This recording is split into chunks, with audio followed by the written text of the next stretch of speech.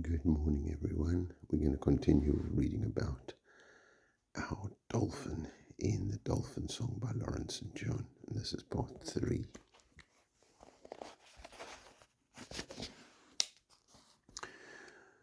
To Martine, almost the best part about the whole dolphin rescue was the drive home. Her grandmother knew that something had happened.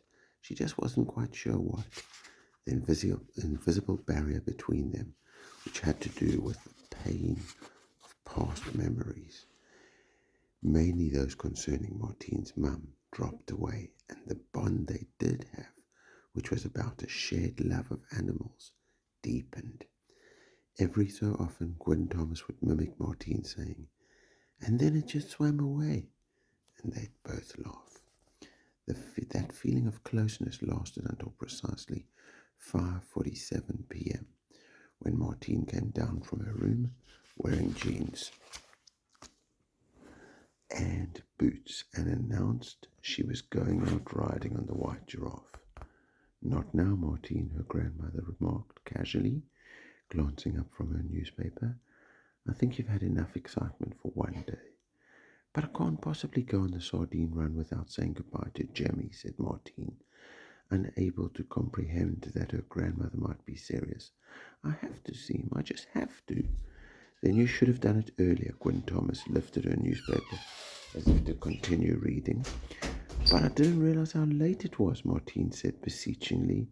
Her grandmother was unsympathetic. "Martine, it's already nearly dark, and you know how I feel about you riding after sundown." Martine's blood began to boil. The ban on night riding was another big bone of contention between them.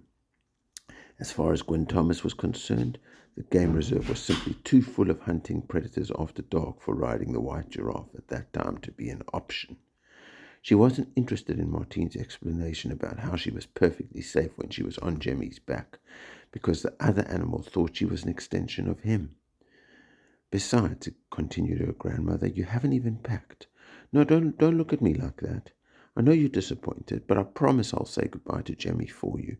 That's my final word on the matter. You're overtired, and if you don't get a decent night's sleep, you won't be in a fit state to enjoy the fantastic voyage Miss Faulkner has planned for you, and that would be a real shame." Martine knew from bitter experience that when her grandmother used that particular tone of voice, argument was futile. But the idea of going away for 10 whole days without riding Jemmy, or even saying goodbye to him, was too hideous to contemplate. She stewed about it all through dinner, pushing her roast chicken around the plate. Gwyn Thomas finally told her off for sulking. After that, Martine made an effort to sit up straight and be outwardly charming. Inside, she was hatching a plan. It had been months since she sneaked out after midnight to ride Jemmy, and she missed the exhilaration of those moonlit rides. Most of all, she missed the connection with Africa. Alone with the giraffe and the other wildlife, she'd felt as if she had opened a door on a hidden Africa, the Africa only a handful of people ever got to see. Sitting at the table, ladling gravy onto her crispy potatoes, Martine savored the thrill of disobedience. She had always avoided being caught before, even when she was totally unfamiliar with the workings of Sawubona and her grandmother's routine. Now she was an expert on both. Now it should be simplicity itself. Martine was almost giddy with anticipation. To divert her grandmother's attention, she turned the conversation back to the dolphin, asking her once more why a dolphin would drag itself ashore to almost certain death. Relieved to have the tension broken, Gwyn Thomas was more than willing to discuss the issue of dolphin beachings again, saying she wasn't sure why they did it and could only imagine it was because something in the sea had made their life unbearable. "It could be pollution or increased traffic in the oceans," she said. "Some parts of the sea have become virtual cities of ships, fishing trawlers, and navy vessels, you know." Martine listened and tried to remember all the stories she'd heard over the years about the intelligence of dolphins and how their mere presence could sometimes heal people from illness and trauma. She recalled the electric current that had passed through her when she touched the beach dolphin. Somehow, without words, it had appealed to her to help it, and somehow, without words, she'd agreed. As a rule, Martine told her grandmother things on a need-to-know basis, and she had never confided in her about the silent dog whistle she used to call the white giraffe. Consequently, she could now sit at her bedroom window blowing the whistle without fear of detection, until Jemmy appeared at the skeleton tree near the waterhole. When her grandmother's bedroom light went out, Martine took off her pajamas and put on her jeans, boots, sweatshirt, and wind cheater. She removed her knife and torch from the survival kit she kept tucked behind the bookshelf and slipped downstairs. Jemmy was waiting for her at the game park gate, his white coat ghostly in the darkness. He lay down on the ground so she could climb onto his sloping velvety back. "Go, Jemmy," she urged when she was on safely, and then he was up and galloping. The winter wind blasted Martine's face, but for once it didn't bother her. The rush of the illicit ride was too intoxicating. Riding in the daylight had its advantages. She was in a lot less danger and didn't have to sneak around for a start. But it did mean she had to ride more sedately. Her grandmother would have had a stroke if she saw how fast Jemmy went, if he was allowed to. More importantly, it meant staying away from the secret valley, the sanctuary where the white giraffe had been taken as an orphan by the elephant who'd saved him from poachers. It was a secret valley Martine was headed for tonight. For reasons she couldn't explain, she knew she had to see the cave which held the keys to her destiny, before she left Sawubona. Unfortunately, it was not the easiest place to get to. The entrance was a crevice guarded by a twisted tree draped with thorny creepers. The only way of negotiating the crevice was for Jemmy to gallop towards the tree at full speed and leap at exactly the right angle. She always found it difficult to stay on his back during the jump, and this time was no different.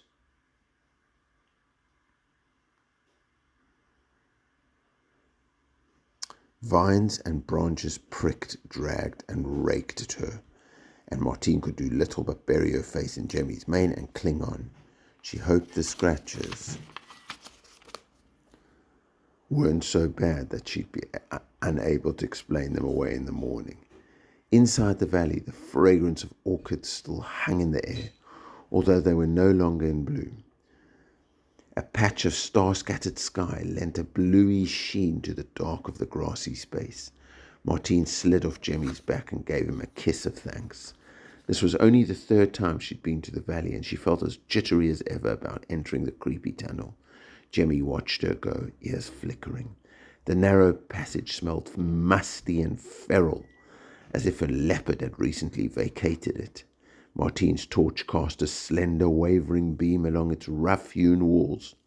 After a few minutes, the tunnel widened and turned back on itself, and she knew she was underneath the mountain once more. Clambering up the steep, mossy steps that led to the cave's antechamber, Martine felt annoyed with herself for not coming up with a plan to keep her jeans clean by, say, wrapping dustbin bags around them. She only had 2 pairs, and both would be coming on the school trip in the morning. Shortly before she reached the top, Martine turned off her torch. On her first visit, the bat colony, which dangled with folded wings from the antechamber roof, had gone berserk and got caught up in her hair. This time, fortunately, they didn't stir. The memory room, as the ancients had called it, was before her. Martine switched on her torch as she entered the cave and breathed in its weighty air. She loved the thickness of it. It was as if its very molecules were imprinted with the genetic codes of generations past. All around her were cave paintings capturing the lives and memories of a lost tribe of Bushmen, or Sand People, as they were also known. Red, black, and ochre sketches of great herds of wild animals and men with bows and arrows, so vibrant that they could have been painted yesterday, seemed to spring to life as her torch danced over them. They galloped across the walls. Martine felt privileged to witness them. Coming to the cave, she always felt as though she was visiting her own personal art gallery. She walked over to the paintings of the white giraffe. It was months since she'd last seen them, but she felt as if she carried them with her always, as if they were engraved on her heart. There were 3 pictures, but only one showed a child riding a white giraffe. The Bushman artist had managed to capture Jemmy's exquisite coat exactly. It even shimmered the way Jemmy's did in real life. So often had she revisited the cave in her head that at first she didn't register that there was something different about the lineup of images. She just stared at the wall in a daze. It was only gradually that she took in what she was looking at. 2 new paintings had been added to the sequence. Martine tried to work out whether it was possible for her to have missed them on a previous visit. She decided that it wasn't. They were slightly obscured by a pyramid-shaped rock, but she'd had the opportunity to study the other paintings twice, at length and at close range. On the second occasion, Grace had been with her, and she hadn't spotted them either. Or had she? The answers are right here on these walls, the Sangoma had told her, but only time and experience will give you eyes to see them. Martine touched the rock and felt its strange energy. It was wet. Her torch illuminated a trickle of water running down from a fissure. It provided an explanation of sorts, just not a very satisfactory one. Perhaps the paintings had been covered by a fine dust and a leak of rainwater had rinsed it away and revealed the image beneath. That was one possibility anyway. Martine didn't buy it. She thought it more likely that Grace was right. Only time and experience would allow her to see what she was meant to see. In the first painting, 21 dolphins were lying side by side on a beach. Blood trickled from one dolphin's ear.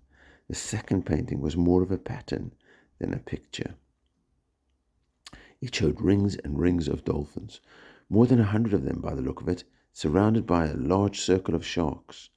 There was something in the middle. Martine held up her torch and looked and leaned closer. It was a swimmer surrounded by sharks and dolphins.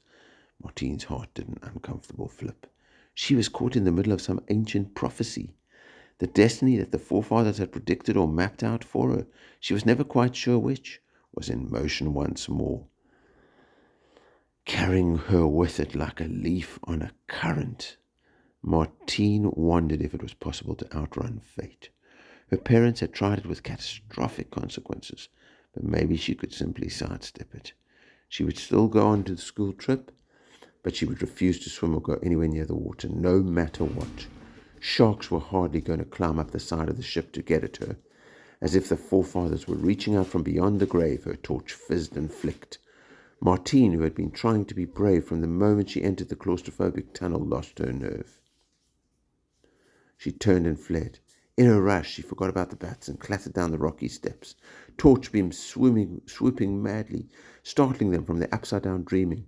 Their silhouettes skittered across the rock walls like vampire wallpaper. Incensed squeaks, raised to the level of a cacophony by the echo, pursued her down the tunnel. Back in the secret valley, Jemmy sensed her anxiety, bolted almost before Martine was on his back, nearly unseating her as he crashed through the twisted tree. Clinging to his mane, Martine understood for the first time that she was never really in control of the white giraffe when she rode him, that she relied totally on the bond between them, on trust, on Jemmy's goodwill. If anything ever happened to change that, disaster would quickly follow. But she told herself firmly it wouldn't.